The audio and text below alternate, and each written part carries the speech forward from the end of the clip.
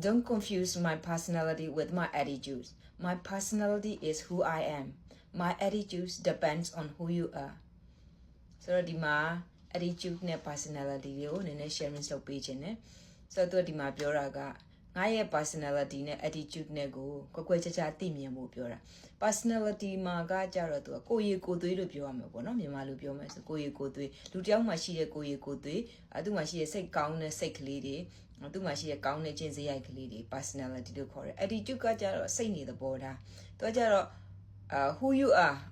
my attitudes depends on who you are ဆိုတော့နင်ဘယ်သူလဲဆိုတာကိုငါရဲ့စိတ်နေစိတ်ထားပြတယ်ဆိုတော့ तू ကကိုယ့်ပေါ်မှာကောင်းမွန်ဆက်ဆံရင်ကိုယ့်ရဲ့ attitude ကလည်းကောင်းမယ် तू ပြောချင်တာဒီမှာ तू ကမှန်လို့ဆက်ဆံတယ်ပေါ့နော်မှန်လိုမျိုးကိုယ့်ပေါ်ကောင်းရင်ကိုယ်ကလည်းပြန်ကောင်းပေးမယ်ကိုယ့်ပေါ် तू ကဆိုရင်ကိုယ့် attitude ကလည်းဆိုးမယ်ဒါက personality ကတော့ကိုကစိတ်နေသဘောထားဒီကိုကကောင်းတယ်ဒါပေမဲ့ကိုယ့်ကိုသူများက